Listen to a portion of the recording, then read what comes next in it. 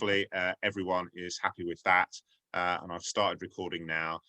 So this is your chance to back out if that's not what you want. Okay, so first of all, MJ, thanks very much for taking the time to do this. It's great to see you and have this opportunity to have a chat. I'm going to kick off with some general questions and then kind of throw it open to other people as well. And what I'd ask, if you guys have got questions, please type those into the chat. I'll try and see those and pick those up as we go along. And hopefully, and depending on how things go, you know, we might have some more kind of interactive conversation. But for the, you know, initially, just put things into the chat.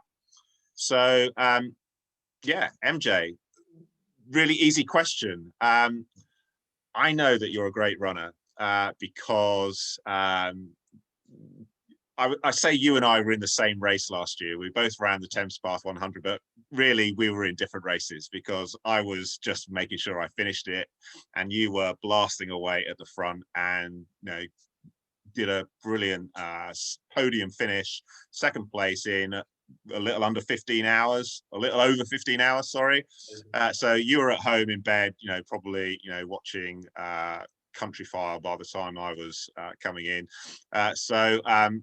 Yeah, how did you get into running? What's your running history? Yeah, so I should say I definitely wasn't at home watching Country File. I was waiting for my buddy Andrew, who was supposed to be running alongside me, but I sadly dropped him at the 40-mile mark. Yeah, I was hanging around blagging it at the end. Obviously, with the COVID measures in place, we were supposed to be moving along quickly. I spoke to good old Nicky at Centurion and managed to sit quietly in the corner waiting for Andrew, eating all the hot dogs and drinking lots of tea. But yeah, I love a post ultra hot dog. Oh yeah, you can't beat them. But yeah, first of all, Sonny, I want to say thank you to you guys and Sabrina on the call as well for setting this up. Really appreciate it. So yeah, thanks for doing that. But in terms of running, how did I get into running? So I think I was quite a latecomer to running in general. So like many people, or certainly many people in the UK, my sport growing up was football. So when I was younger, what I wanted to do was kick that round ball around and score the winning goal in the FA Cup final. And that's what I sort of invested all my time and energy into football. So played lots of other sports at school, but football was my world for many years. So into my early 20s, I played. And then sort of early to mid 20s, stopped playing football, gained weight, got a bit lazy.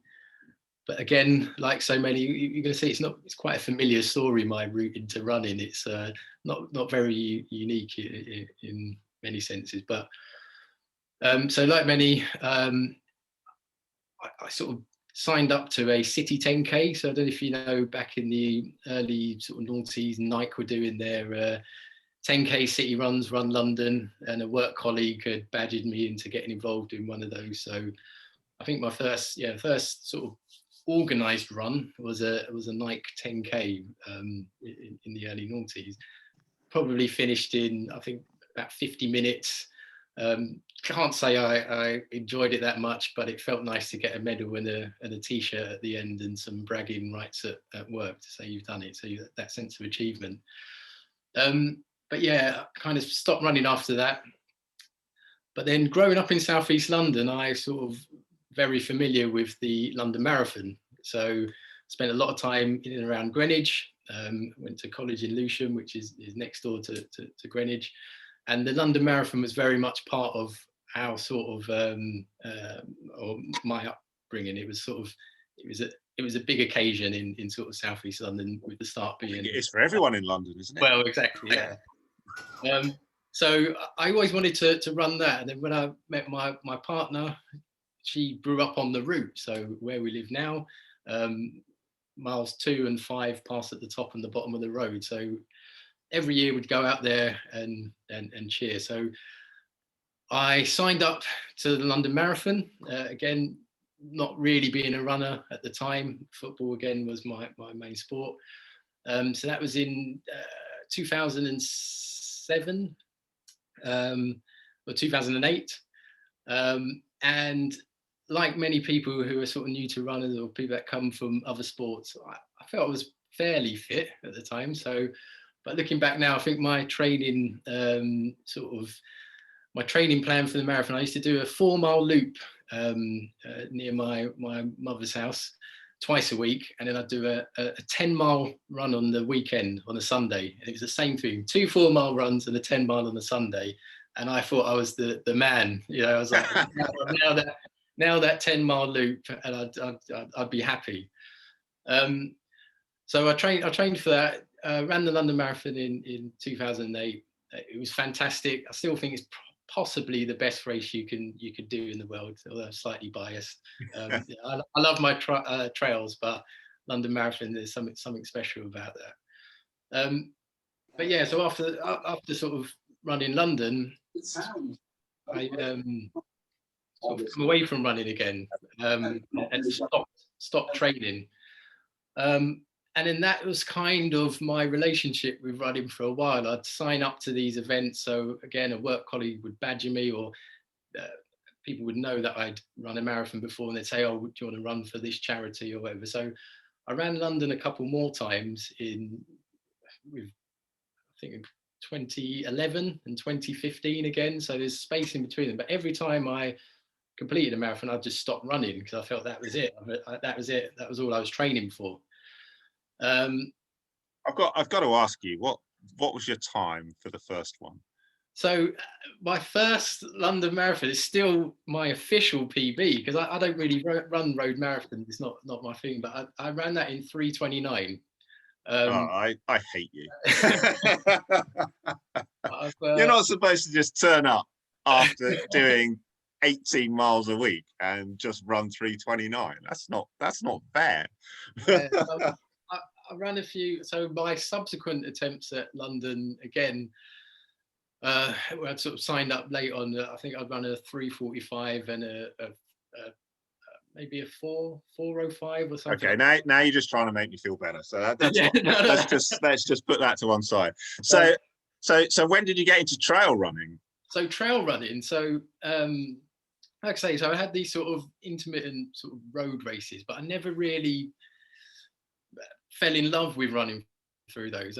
London aside, London's amazing, but there was a few sort of 10Ks in between that I would do. But it's just something about road running, city races, the sort of mass participation, the commercialism. I don't know. It just didn't really float my boat. And although I enjoyed it, it was a great achievement. I didn't really, I didn't get that sort of, I didn't get hooked on running at that point. It was just very much an event, train for that event's done, and I'd leave it alone again. But I was working with a lady at the time, or so a colleague of mine. So I was that annoying guy when I'd run these marathons that would come around badgering people for sponsorship, and it's like, oh, here he comes again, the same guy ran. So I was that guy in the office. And one of my colleagues, Katie, she lives down the road, and she would say to me, "Oh, my husband runs races. He runs ultra marathons, and he runs in the mountains." And I was kind of like, "Yeah, whatever." This was just completely new to me. I didn't know that people did such things. And I kind of thought, yeah. That's nice to know. Just sponsor me, and but stay focused. Yeah. But yeah, so Katie would continue. So every now and again she'd say about, "Oh yeah, remember I said my husband?" And it got to the point where I felt I was being a bit rude by sort of denying her husband this meet up and run. So one day I just planned to go and meet him on the local heath. That's my good friend Andrew, who some of you might know from Instagram as Cactus Runs. So I went and joined him for a few miles around Blackheath, and that run turned into a regular sort of catch up with him. And his thing was sort of ultras and mountain races. So he was doing ultras and mountain races when the rest of us, well, certainly when I thought it was 10Ks were the cool thing to be doing. So he's it's all old hat for him. And he would kept going on about these ultras and that I must sign up. It's amazing. And again, I was like, yeah, not really interested. As far as I'm concerned, those ultras are for hikers. People would walk them, and I didn't class it as running. I just thought it just, you know. Oh, you're one of those road runners. I see. Yeah. Fast as I can, which wasn't very fast at the time.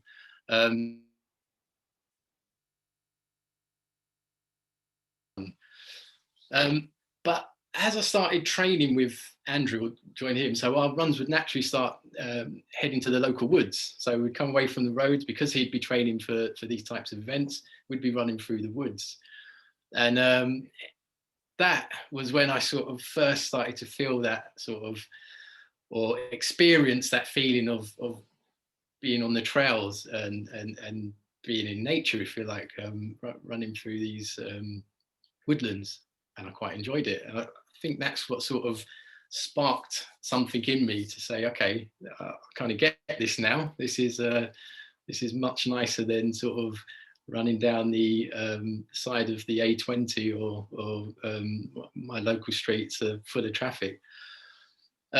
So Andrew would sort of keep trying to get me to sign up to these ultras, and I'd signed up to several Centurion events. I think the South Downs Way I signed up to, and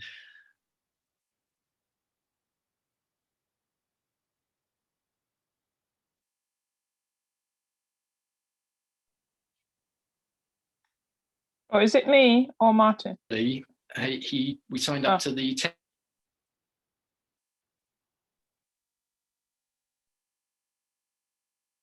I guess as part of the build up to that and training for that, I did the Beachy Head Marathon, which was the old Seven Sisters Marathon down on the south coast that starts and finishes in Eastbourne.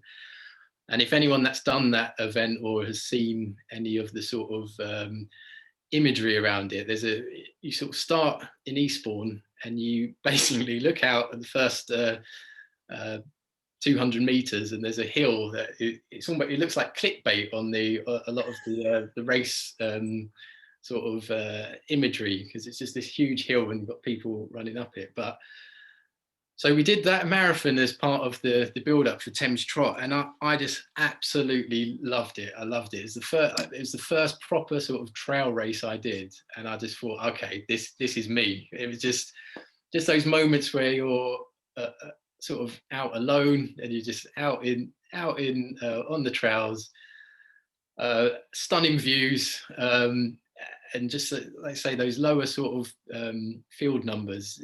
That was it. That was what really hooked me into sort of the trail running world, if you like. And yeah, so I highly recommend that as an event if anyone's looking for a challenging anyone. Yeah, it's amazing how people remember their first trail race experience, because it is just so totally different to running on the roads. Yeah, and I've never done Seven Sisters, but I know a lot of people have, and you know, it is a really iconic race. I have to say the hills scare me a bit. I was going to say, I think I was listening to the recording of your 101 session, Sonny. You say you class yourself as a downhill runner, right? Yeah, absolutely. I you know, someone's got to be, right? So definitely. You know, that South Downs Way course, the last few miles of that is this kind of downhill gully, and everyone says they hate it, and I love it. I think that's fantastic. That's just my favorite bit of the whole thing. So yeah. Anyone signing up to Beachy Head, don't go looking for a PB. Something else for a PB attempt. But yeah, fantastic race though. Yeah. So I mean, a total contrast to that in many ways is the Thames Path, right? So a lot of people, a lot of ultra runners that I know say they don't like the Thames Path. It's really challenging because it's so flat, which kind of sounds a bit counterintuitive, but you know, they talk about the fact that it's just repetitive and you use the same muscles all the time. So you know, tell us about why you've chosen the Thames Path for your FKT attempt. Yeah, so that's really interesting because I've had similar people say the same about the Thames Path 100. So the first 100 was the North Downs Way. So of this, you'll know the Centurion events well, Sonny. So you've got North Downs Way, South Downs Way, Thames Path, and Autumn 100. Autumn 100, which I've also done. And so yeah, I looked at the Centurion website when I was looking for my first 100, and that was the one with the most elevation, the North Downs Way. Yeah. I was kind of like, I really wanted to commit to first 100. I thought, right, you need something that scares you, right? I've heard many other 100 miles wasn't scary enough. I've heard a lot of people say the same though, that you need something that is almost slightly out of reach to sort of really get you to sort of get that focus and go after it. So on my first 100, I was like, how hard can it be? You know, I looked at Andrew and said, oh, if Andrew does these things, surely I can do it. So yeah, I funny enough, the first 100 I did was the North Downs Way, but so many people who I speak to, especially in the sort of Centurion community, say they'd much rather do the North Downs Way than the Thames Path, because it is just so flat and in many places quite boring, and that you don't get those natural breaks that the hills give you in the North Downs Way to sort of pace yourself and take a walking break. So it is just that continuous motion. But so in terms of the FKT, I mentioned earlier that my first ultra was the Thames Trot from Oxford to Reading. That was horrendous. It was muddy. It was in February. I don't know why they put that event in February beside the Thames, because it's always sort of flooded and it's just a mud fest from start to finish. So I think that was a 50 mile. I think we done again, ran with Andrew. I think we done 8:10 or something like that. But it was horrific. It was my first ultra. Gear was poor choice of gear, the wrong shoes. My jacket that I purchased 2 days before that I thought was waterproof turned out not to be waterproof, and it was just a miserable run. But we got through it, and I'd done it. And then, so having done the Thames Trot, and then last year with the Thames Path being my first sort of podium at a 100-mile event, Andrew and I, so part of my journey into ultra as well, I'd start to, we would run to work. So run commuting became that's where I started building up the mileage and doing my double run days. And I guess that was, that's when I sort of stepped over into, I consider myself a proper runner, was when I was doing these daily sort of run commutes. And Andrew and I would often joke when we'd get to central London at the office, we'd say, oh, shall we just skip work for the day and just carry on and see how far we get along the Thames Path, because that would be a route into work. So we'd always say, oh yeah, I wonder how far we can get. So there was always this seed in there about having a go at the Thames Path, not necessarily as an FKT. But I guess over the last year, obviously with events, with COVID and races being cancelled, we've all seen the rise of FKTs and solo efforts and adventures. So I guess that's what brought it back to the sort of forefront in my mind about possibly having to go at an FKT, just because to make use of all the training.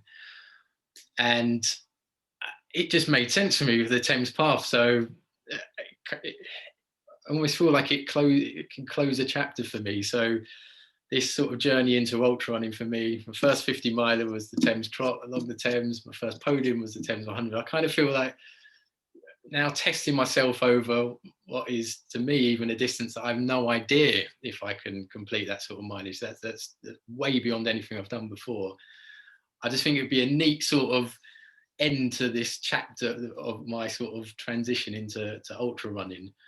Yeah, that makes absolute sense. It's like it's like your route, right? It's your river. Yeah.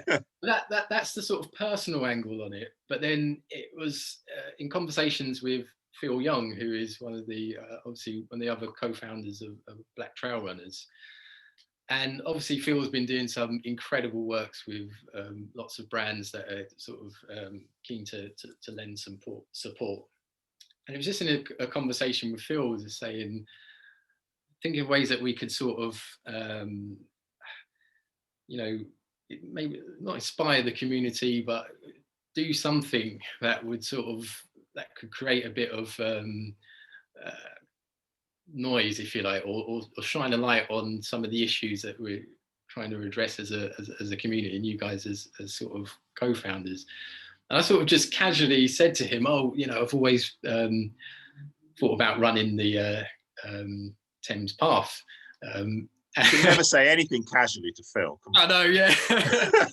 And in my mind, so, you know, a lot of the stuff we're talking about, we talk a lot about marginalized groups, disadvantaged groups, people from the cities, so-called urban areas, discovering the outdoors. And we talk about that sort of detachment from the outdoors from sort of past generations. And in my mind, it just, you know, I just saw the river as this symbolic sort of the Thames Path that literally runs from southeast London in Woolwich, which is a quarter of a mile down the road from my home, and runs to Kemble over in the Cotswolds.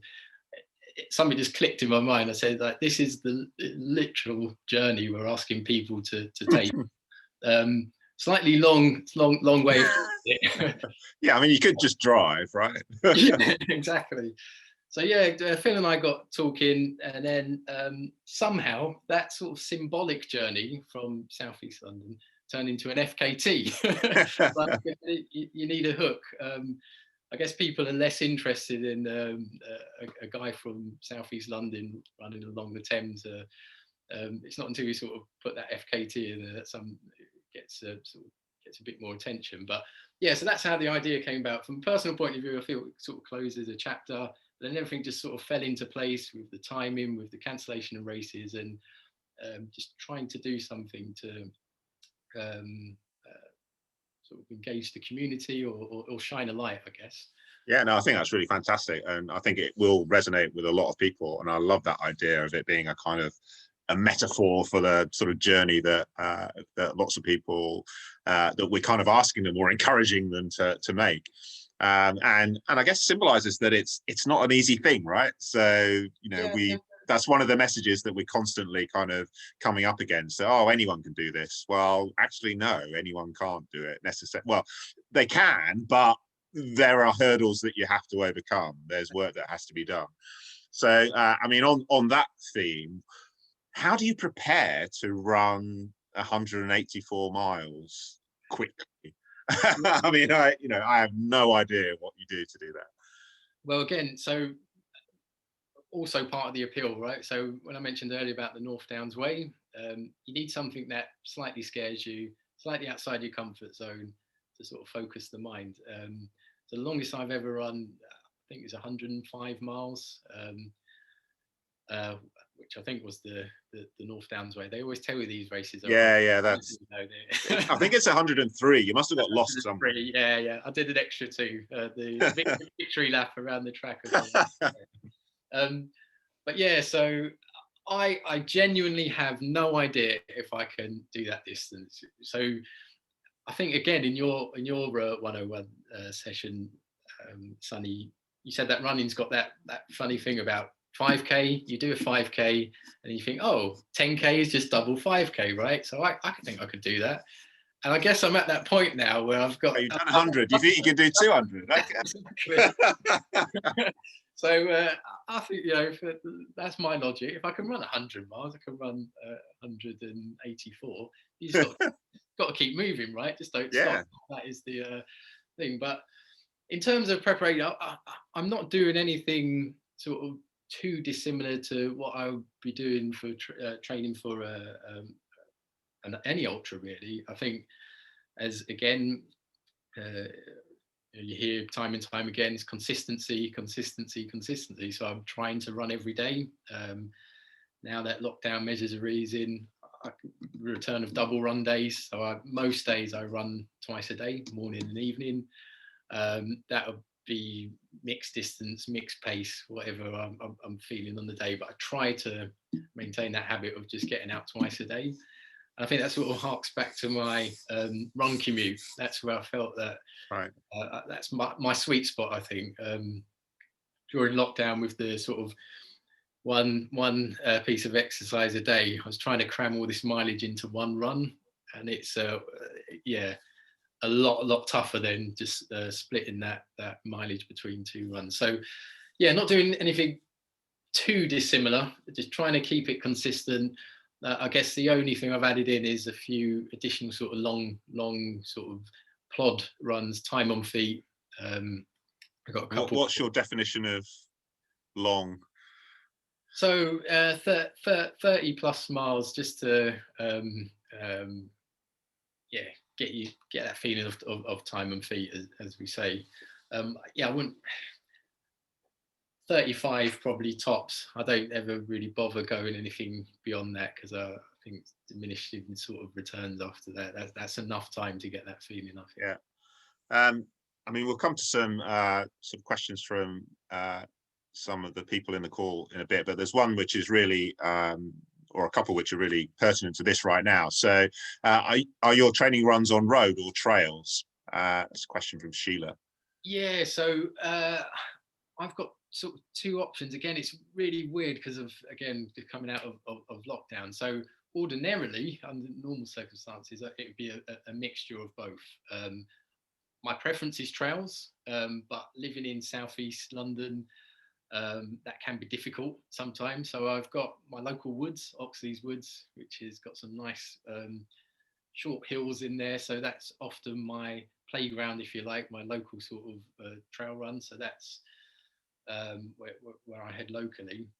Because I guess, as much as I love the Downs, the South Downs and North Downs, I like the idea of just being able to fling your shoes on and go for a run. Yeah. That sort of jumping in a car, driving 20 miles down the road or whatever. Take some of the magic away, doesn't it? Take some of the magic, and then, you know, just that whole sort of environmental impact. That it just, yeah, it's not quite the same. So we've got some, again, Andrew and I, Andrew's created a fantastic sort of, from long runs, a 30-mile loop around sort of southeast London, Kent, that sort of knits a lot of the green spaces together, the various woodlands, which we'll do for long runs. But yeah, just because of location, a large sort of proportion of my running will be on roads as well. In lockdown, again, just because of the restrictions on sort of how far we could travel, and one run a day, it was pretty much, I think I've done my local stretch of the river, I don't know, 200 times. It just seems like, if anyone follows me on Strava, they'll see that I've got very, what to others it probably looks like a very bland run up and down the river to Greenwich and back. You just want to be the local legend, don't you? On Strava? Oh yeah, I've bagged a few of those local legends. That's my stretch of the river. So yeah, during lockdown, it's been predominantly on roads, but just out of necessity, really. Yeah, I mean, quite a lot of the Thames Path is kind of paved anyway, right? So exactly, yeah. So the first 90 odd miles through central London is going to be all sort of paved, which yeah, will be interesting on the knees and ankles when we get to Oxford. That's going to be the unknown. Yeah. So we've got a question from Rachel. Are you working with a coach? No, never. Although Andrew likes to think he's my coach, I've never worked with a coach. No, it's all sort of just self-learning. Obviously, there's loads of resources now online, on social media. Some fantastic sort of runners that you sort of form relationships with that can sort of help you and give you tips. And that's basically how I've sort of navigated my way through, just trial and error, just mixing up different things and seeing what works, different mileage. But yeah, I've never worked with a coach. I've thought about it a few times, but my life's pretty chaotic. Got two young boys who are a handful, and work, and I just, you know, But I just don't know that.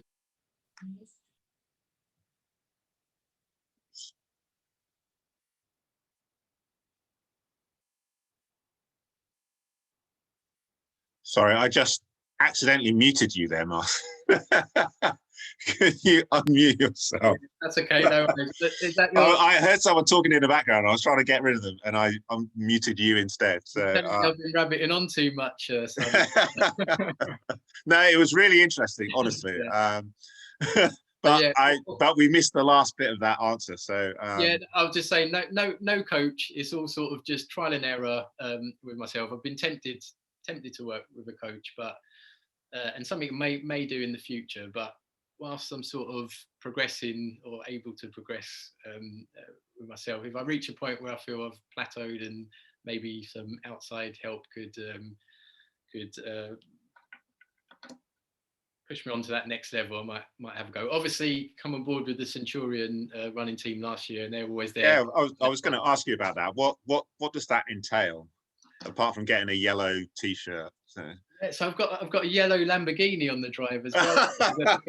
I didn't post that on wow. I thought that might be a bit much, but no. So as you all know, Sadie, but I don't know if everyone else on the call, Centurion, James Elson, you name the race, he's done it.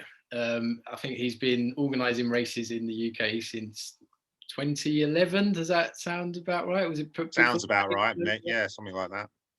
So what he doesn't know about ultra running, trail running in general, just isn't worth knowing. So, and obviously on the team, unbelievable runners: Dan Lawson, Charlie Harper, Kat Simpson. They're unbelievable runners. So they're always there to offer support and advice as well, if need be.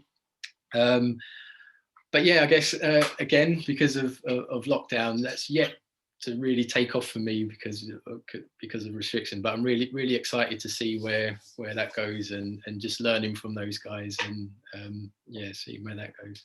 Yeah, great. So we've got a few questions coming in from people, but before we get to those, just got one I want to ask you about this FKT challenge. So although you've said it's a scary kind of distance, you're not sure that you could definitely do this, you must have a target in your head as to how fast you're aiming to try and do it. So, I mean, I was looking on the FKT website, and as far as I could tell, the current FKT is 1 day and 16 hours or something. Yeah, so I think it's 40 hours, 17 minutes or something like that. Yeah. So what, I mean, are you just aiming for 1 second below that or what? Well, this is the problem with, this is why initially I build it as this journey, right? Because there's FKTs and then there's FKTs. There's always somebody that can run further or faster than you, okay? So if Damien Hall or Tom Evans tomorrow decided to run the Thames Path, you know, it just wouldn't be bare thinking of. But yeah, it's a difficult one because the problem with all the current FKTs for the Thames Path were set in the race. So there's a race, the T184, which is a race an annual race that follows the route from the Thames Path to the source, from the Thames barrier, sorry, to the source. And in that race, there's very limited support. So you're not allowed crew, you're not allowed pacers, unlike a lot of other ultras, and you have to carry. All you get is water. I think there's about 4 water stops along the way. You have to carry all your own sort of food. So that kind of skews, for me, that FKT time on the website. And it may be lulling me into a full sense of sort of hope. But I kind of think, given, you know, as you say, I put a call out to the BTR community and got loads of offers of help, which I'll thank you everyone who's offered. I'm currently sort of refining the plan and I'll be getting back to everyone to see how we can come along. But I like to think with sort of, I'm going for a supported effort with crew and pacers. So I like to think that's got to be worth at least a few hours. At least a few hours. Again, it's hard to put a time on it, but You're being very coy. I think it's beatable. I think it's beatable. Okay, you don't want to tell us. Fair enough. What time do you think I should be aiming for, Sally? What do you reckon? Oh, well, I know that you've done the 100 in 15 hours, so I'm thinking 35. That sounds good. Yeah. Coming under 35, I'll be very happy. Yeah, I mean, I would say I don't know what the rest of the route looks like, but I assume it's all pretty flat, so it shouldn't make that much difference. I'll get this. There's a great unknown for me past Oxford. At the moment, I've never ventured on the Thames Path beyond Oxford, so I've got a recce there. But I think Sabine tells me of a good friend of hers who, I hear all these stories about people getting lost in the last field, like it's the Barclay marathons or something. So to find the actual source of the stone. Yeah. Well, the first time I ran the Thames Path 100, the leader got lost in the last 5 miles of that race. So it's possible, but let's hope that doesn't happen. Okay, great. So we got some questions from some people in the call here. So just going back to a general question, MJ, what's your secret to ultra success? Yeah, well, it's funny, isn't it? Because it's all relative. So when people say ultra success, it's like, what is success, right? What is success? Is it, some people completing their first ultra success, but so yeah, I always get a bit when people start sort of talking about success. I guess it's your version of success, MJ. Say that again, sorry. Your version of success, maybe. So, okay, if we define it as success, then I think, like I said earlier, consistency, right? Consistency. If you're looking to run ultra distances, you need to be getting out consistently and being sensible. I think probably one of my strengths as an ultra runner is ability to pace. So I've got this proud record of sort of never losing a net place in the second half of any of the 100 milers I've done. I think in every single race I've participated in, you'll see people tearing off at the start, and you'll hear a lot of sort of, it's often the male runners, okay, not saying, but you'll literally hear them discussing, and they'll be like, oh, they've met on the trails, and they'll be asking each other, oh, so what's your marathon PB? And you can tell them sussing each other out. And I always just chuckle to myself, and I'm thinking, I'll see you later on down the road. So I think, yeah, in terms of training, it's consistency, getting out, and then on sort of execution on race day, it's just about patience. Take your time, and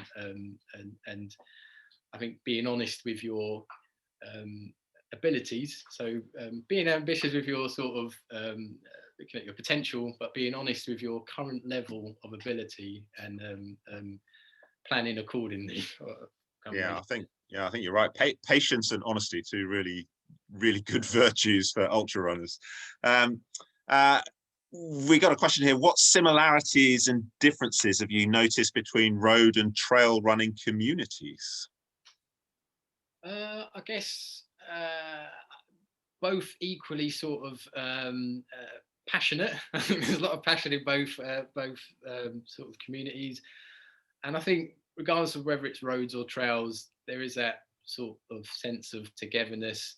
You know what it's like. As soon as you latch onto another runner in a social circle, that's it. You're safe for the evening, or whatever the christening or whatever it is you're attending. You could just tuck away in a corner and keep yourself happy for the evening. So I think runners in general are often sort of, particularly with other runners, they're giving. They'll help you out in any way they can. I think that crosses over from road and trails. I think just with trail running, and particularly ultra running, because of the challenges and the distances involved, and the journeys, and the range of emotions that you go through in an ultra, I think, again, I might be slightly biased, but I think there's just a deeper sort of level of sort of togetherness that I find in the trail community, I'd say, but similarities between the two. Yeah, I think I would agree with you. I mean, you see people at their best and at their worst in an ultra. Yeah. It's quite special. This is quite a good one. So how do you fuel during training? This is something that I'm sure a lot of people would be interested in. Yeah, do you know what? I'm really, really bad when it comes to fueling. I don't know if you've seen the price of those Morton gels. You know, can't be using those in in training. Yeah, you can't be telling me they're not sending you that stuff for free. Come on. No chance. So yeah, I'm really bad. I rarely take water or fuel on any of my training runs. I shouldn't be saying that because I don't sort of recommend it, but We're going to have to put some kind of rider on here. It's like an advisory. I think anything up to 20 miles, I don't even bother with water or fuel. Unless I'm sort of, if I'm going for a big effort where I'm trying to assess where I'm at any given time, I might bring one gel, and that could be a Morton or SIS gel and some water. Of late, I've been sort of trying out the Morton drink mix that everyone rages about, and the rocket fuel. So I've been playing around with that and sort of testing that in training. But yeah, it's not something I've particularly honed. Okay, don't worry. We will we'll definitely hashtag Morton when we post this live. Okay, see if we can attract their attention. Excellent. This is a nice one as well. How do you train mentally for this epic push past 105 miles? Yeah, that's a good question. So again, I think one of my, you know, think back to the 100-mile efforts, and there's always a point in an ultra where your mind is telling you to stop, okay, and it gets tough. It's inevitable. I don't care who you are, whether you're Jim Walmsley, Courtney DeWalter, or whatever. There's going to be a moment in an ultra where it's tough, and it's just how you work through those moments, right? So my sort of mantra for ultra run is just keep moving, those sort. And that's when I'm training, I don't see myself sort of training for speed or whatever. I'm just teaching my body to keep moving. So when I'm doing that second run in the day, and after I've put the boys to bed and it's dark and it's winter, getting up and getting out and just teaching yourself to keep moving when you don't want to move, that's what I sort of and training for. But in terms of out on the runs, I just use distraction tactics. I have some imagery in my head that I might go off to. So I remember in the Thames Path last year. So I suffer with cramps quite badly late on in races, probably because I don't pay enough attention to my nutrition. Because you're just carrying one gel, MJ. Come on. I remember just closing my eyes. I think it was in a field beyond Reading somewhere, and just closing my eyes and relaxing, letting the tension come out of the body. And so I just practice some of that, just that relaxation, and having, I don't know, visualize, do a lot with sort of visualizing goals and whatever. So I think I'm well train my mind to go off to those places and release the tension in those moments of toughness. But I think with this particular effort, though, just because of what it's become and the project, how it's sort of taking shape. So didn't really touch on earlier about, you know, as we mentioned at the start, this is being documented by Patagonia, who are really keen to sort of shine a light on some of these issues that we as black, brown runners face, and just sort of delve into some of the reasons behind why participation is so low. But as part of the film, there's been an opportunity to sort of engage with some marginalised groups. So we're engaging with pupil referral unit, the PRU units, with young people in the prison, ex-offenders, and that's in hopefully getting involved in the effort itself in some way, but also in the sort of production of the film and everything around it. So I kind of feel that this is bigger than running, and I like to think that will provide some much needed sort of motivation and inspiration when I get to those wet, soggy fields beyond Oxford, and I'm crying inside. So yeah, I think, and just knowing that I have the support of the Black Trail Runners community, and that again, I think I've heard you mention before, Sonny, that sometimes you feel that when you're running with that additional purpose, or that you're representing something, or something, that it provides that extra motivation. So yeah, I think that will help. Yeah, as you say, I sometimes think running's always bigger than running, isn't it? It's always something more than itself. So, I mean, related to that, we've got a question which is, what can be done to make trail races more equally representative? How do you find the race environment? I guess there's two questions there. So yeah, again, like so many on this call, I know discussions with the co-founders when the group was initially formed. Like so many, I've been to races where I'm the only black or brown runner in the field. That's a fact. Herbie, my eldest, we'd often joke. So you often get these people that would record these races for YouTube, right, and they'd post up their sort of homemade video onto YouTube at the end. And we'd always joke that it's really easy to spot me because I'm the only black or brown person in the crowd, right? So my experience is that whilst I personally, I've felt very welcomed at all the events I've been in, some of my closest friends, people that I consider to be my closest friend, I've met through trail running. I've never faced any sort of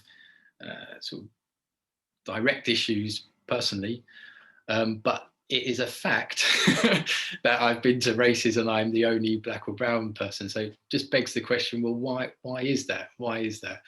So as you guys have done such a fantastic job of sort of highlighting the issues around representation, around skills, and around access. So yeah, I think they are the sort of core sort of issues that we're faced with as part of our as part of the sort of film. We've been looking into some of the sort of history of the Thames, and today we spent the day at the London Docklands Museum, and it's just striking how many of the issues that been faced for hundreds of years still exist today. So during the tour today, it was the constant reference to barriers, suppression barriers, and barriers to access barriers. And it's just fascinating that they're exactly the same issues that we're talking about today. So yeah, I think my experiences were massively underrepresented, not only at races, but in the outdoors in general. That's right across a host of outdoor sports and outdoor sort of recreational activities. And yeah, there's a whole host of reasons why, but those pillars that you guys are addressing so well are many of the reasons. Yeah, no, I mean, very well put, and unsurprisingly, nothing there that I'm going to disagree with. So a slightly lighter question here, but maybe just as important, certainly for you. Will you change your footwear during the 184 miles? So yeah, that's a common question. Now, my preference is to plan never to change shoes. Okay, so my simple approach is, if I think at any point during the race I'll need a trail shoe, I'll start in a trail shoe. So last year at the Thames Path 100, I made a late call because getting reports from what the trails are looking like. So I ran the whole thing in a road shoe, and that worked really well. but my plan is for this is I want to just wear one shoe and go throughout. Again, going back to that mantra of just keep moving. I'm not one for I don't like to stop and faff. I like to sort of, if I can, just go as I am and just keep going. I like to keep my drop bags very sort of particular at aid stations. I don't want any excuse to stop and procrastinate. I just want to keep moving. So yeah, that is a particular challenge with this because, as we mentioned earlier, that the first 90 odd miles is paved, and then the back end is going to be a lot of wet, soggy fields. So I'll have to sort of assess closer to the time. But my preference would be to wear one shoe from start to finish. Okay, hopefully 2 shoes, not just one. Yeah. I mean, related to that, I mean, when I did my first 100 miler, one of the things I prepared for was the fact that I was going to have to be running at night and running overnight. Yep. Now, you're so fast that you can do a 100 miler in 15 hours, so that's not an issue for you, but this time it will be. So what are you doing to sort of prepare for that? Yeah, that's interesting. So part of the planning again, so most of my races to date have been marked courses, and I say fairly confident I'd finish within in a certain time. So almost these extra elements of planning I've never had to sort of face before. Just turn up, follow the markers and run, right? But this time there's a lot more that I'm having to consider. And my good friend Andrew keeps prompting me, have you considered this? Have you considered that? I'm like, oh, okay. But yeah, so still haven't locked in a start time. So there's different ways you can do it because it's likely that can either start late at night and run through the night in the sort of section through London, make use of the street lighting so that there's no reliance on head torches and bad sort of conditions underfoot, or starting very early, running through the day, and then that way you can probably get away with probably one night of sort of darkness. But yeah, so I'm playing around with some of the playing around with the timings and haven't locked in a start time yet. But yeah, definitely all these things, these are definitely things that I've never really had to consider in much detail before. So it's all very new to me. Have you practiced doing any kind of night running or kind of staying up all day to do a night run? Yeah, so my youngest Ned is a very, very light sleeper. So I feel I'm well trained in sleep deprivation. So I guess last year I did a hike along the Southwest Coastal Path, and that included a sort of nighttime sort of loop of Portland down there. So I've had some experience of going through the night and that feeling of just that sunrise and coming up and that feeling that those feelings that you go through. So I like to think I'm mentally prepared for going through the night. But yeah, no, at the moment I've done no sort of specific training for that. I will do a recce once I've established the start time and I find out where those dark sections will be. I will go and do a nighttime recce of that section of the route. But yeah, it's quite challenging with 184 miles to recce everything. Where to focus. You've only got yourself to blame. So you know, this is really great, MJ, and you know, we could talk for a long time, but you know, we want to sort of be aware of time. So I've got a couple of things that I just want to make sure that we get in here before we finish. So firstly, you've asked for sort of help from the BTR community, and you know, perhaps you could say a little bit more about, you know, the kinds of things that you know, we can help you with. I know there's a lot of people who definitely want to do that. So what will that look like for you? So there's three sort of main aspects there. It's crew, pacing, and just general support, whether that's if you live on the route, just that high five coming out and just seeing a friendly face would be fantastic. But I say, so this week and next, I'm sort of really trying to refine the plan around sort of crew stops where I might need some support and some sort of pacing duty. So I keep toying with the idea. So in this sort of true spirit of FKT, I was toying with maybe doing a first stint solo. But then at the same time, I really want to include the community in this and get as many people involved, and if it can inspire people in any way. So yeah, the next couple of weeks I'm going to look seriously at pacing slots and crewing possibilities, but that's the sort of core activity, and then just like I say, any sort of other general support along the way. I think I said in my call out, I'm really keen to involve any younger members of the community as well. If there's any, I don't know, children, nieces, nephews, or anyone out there who has an interest in running, or particularly talented runners, or anything that want to get involved, that'd be fantastic. But yeah, I'll be providing more detail when reaching out to those who have come back to me in the next week or two. Okay.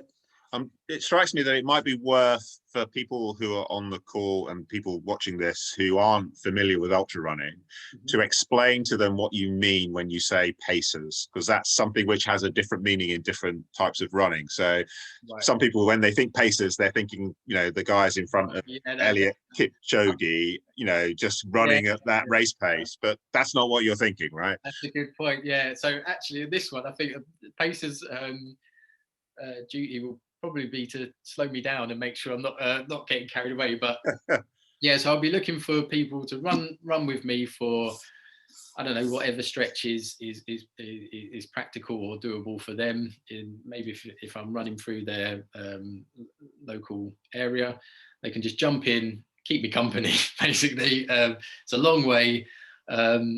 Just to run along, provide that company and that stimulation, and help me ensure that I'm not running too fast or too slow.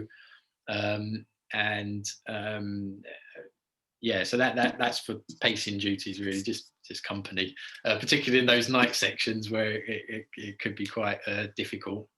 And then crewing, it's just having the right supplies, having my one gel ready for me if I need it. Yeah, that's just things like top up of water or sort of supplies that I'll obviously get out to those volunteers that come on board. And it would just probably be sitting in a car somewhere with a boot full of my whatever I might need. And so will you have a tracker? I'll try to make work. So will you have a tracker? Yes, yeah. So that's another benefit of being part of the Centurion team. So you've seen on their events now, they're using open track trackers. So yeah, I'll be getting one of those. So yeah, people, not only crew and people involved in the effort, but anyone else who might want to hit refresh and follow along can do so. Yeah. Great. So I mean, related to that, and maybe the final question. So how can people follow you, in the build up to this, and where are people going to be able to follow the actual attempt itself? Yeah. So I think most people on here are connected with on Instagram as in search of MJ, and I guess once we've locked in that start date and we've got the time, we've got the tracking details, I'll share that link in the Facebook group, Black Trail Runners, and on Instagram for people to follow along on the actual attempt. But yeah, in terms of following the training, the journey up until that point, Instagram is probably the platform that you can get hold of me on. Great. Listen, MJ, really great to chat to you. I think this really fascinating things you've had to say that certainly the people on the call have been interested in, and I'm sure we'll get plenty of people watching this when it gets posted online as well. I'm kind of in awe of this whole thing. I've run the Thames Path a couple of times, and I know how hard it is, and the thought of getting to Oxford and then doing another 84 miles just kind of blows my mind in a way. So really, really great, and I think it's fantastic that you're getting wanting to get as much of the community involved as possible as well, that it's not just about you, it's not just about the distance, it's not just about the FKT, it is something bigger than that. It's representative of something. So absolutely, Black Trail Runners are 100% behind you on this one. I would love to pace you, but I'm not fast enough to do that, so I will crew you at some point, and I know that lots of the community are going to want to get involved. So really looking forward to following this journey, and absolutely confident that you're going to smash it as well, frankly.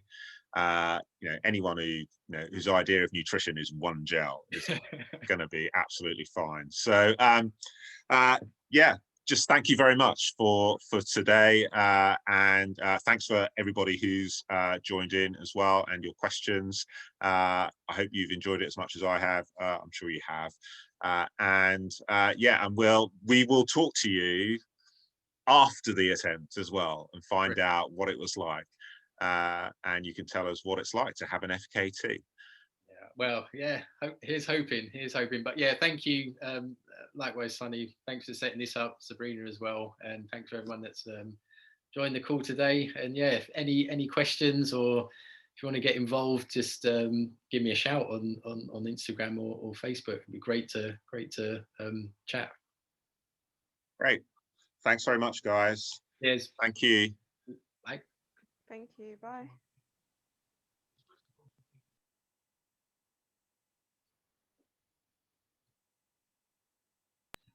I've got fuel, MJ. Now official. Yeah, no, it's out there. Yeah. Thanks so much, guys. Well done, MJ. That was amazing. Honestly, like your arms. I can't believe that you don't fuel on 20-mile runs. Honestly, I'm there eating all like the Snickers and all that, and you're like just going for 20 miles. Snickers? I'm eating sandwiches and stuff, and he's just like carrying one gel. What's going on? I know. I'm going to try that. I'll try that later on this year. See what happens. I know what will happen. I'll fall over with malnutrition. Yeah, not recommended. Not recommended. Just laziness more than anything else, I think. Yeah. But yeah, thanks so much, guys. Really appreciate setting that up. And obviously, once we've sort of Matt, and I'm saying Matt, the director's here, we can share thoughts and ideas with you guys about how we can involve it and whatnot. But yeah, so when this call finishes, I'll download the recording. I guess I'll WeTransfer it to you or something, and then brilliant. You can do whatever you want. We'll post it on our YouTube channel anyway, but you might want to clearly edit, play around with it. So that's obviously fine. Brilliant. Thank you so much. Cheers, guys. And are you doing amazing work. Saturday, Sunday? Sorry? Are you South Downs Way in it on Saturday? No, I'm volunteering. So I'm at Saddlescombe Farm. Okay. Nice. Well, several hours in fact, but yeah, no, I'm doing North Downs Way 50, and then the South Downs Way 100. So that's the last of the Grand Slam. So. Oh, of course, yeah, brilliant. which seems so kind of remote now. Yeah. But I think I really wanted to get involved on Saturday because I think that will make me sort of realise that I'm actually still am in that and kind of need to worry about it. So yeah, I'm really looking forward to being just being there on the day on Saturday, because it's there's just so many people that you just haven't seen or for a long time, and you just know that so happy to be out there racing, even though they'll be suffering. So that's it. Well, yeah, enjoy. And all right. yeah, I'm sure I'll see you out on the trail somewhere soon now that the races are back up and running. So yeah. Yeah, I mean, are you doing anything before you do the FKT? No, I wanted to jump in on South Downs Way just as a training run, but I left it too late. And then I really wanted to do the track 100. They wouldn't even let you in, even though you're a member of the team. No, he would have. James would have let me, but I sort of dragged my strict, isn't he? Wow. But yeah, I think the track 100. Can't wait to see that. And I think from a presentation point of view, I really wanted to run that. But I think the expectation would be to run that fast, and it's just too close to the attempt. So next year. All right. Great. Well, great to talk to you. And good luck with the training. And looking forward to finding out when and where I could be helping out and crewing and stuff like that. Cool, brilliant. I'll get back to you. Yeah. Nice Sure. one, Well done, guys. Bye. Cheers, guys. Bye bye.